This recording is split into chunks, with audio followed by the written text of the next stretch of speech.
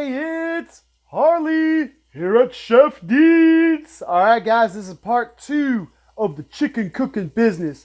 I've been cooking up some chicken breasts, and as I told you before, that's a little lean for me, so I gotta make sure to add the extra fat. One other way to add the fat, aside from the way using the butter that I did last time, is adding some nice salad dressing. See, some salad dressing. Add it on in. I like a nice blue cheese dressing. I'll show you a blue cheese dressing over here. Here we go. Blue cheese dressing. Oh, you can't see that. Okay, blue cheese dressing. Recommend that. Put that on the chicken. Any way you can add your fat, you need to add your fat. You could also add in, there's other ways to add in fat. Beef tallow. You can add some suet. I haven't tried those, so I can't give my recommendation until I've tried it, but I've heard good things about it.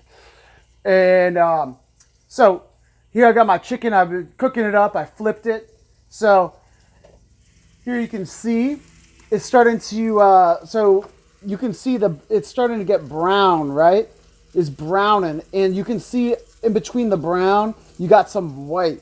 You got some white meat there. So you want to cook it until it's pink.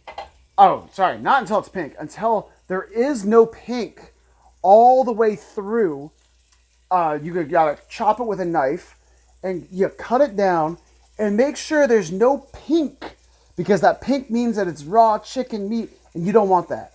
And if it's not cooking, like if it's not cooking to the center, you can always cut it up and separate it out, so that way it cooks faster. So that's what I'm going to do. I'm going to cut it up and make sure so that way the middle can get cooked without burning the outside. Because if you try to cook the outside just only by cooking it without cutting it, then you run the risk of burning the outside while you're trying to cook the interior. So actually, that is why I have here my lid on it. So what the lid does is it traps in the heat. See, I noticed when I put that on, there was less sound, right?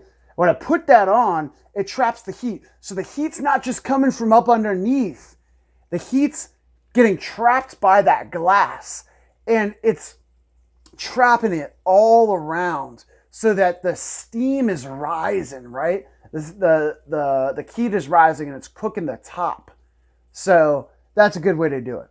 So also wanted to give a little explanation of my spices and oil that I use, but I'll put that in the next part.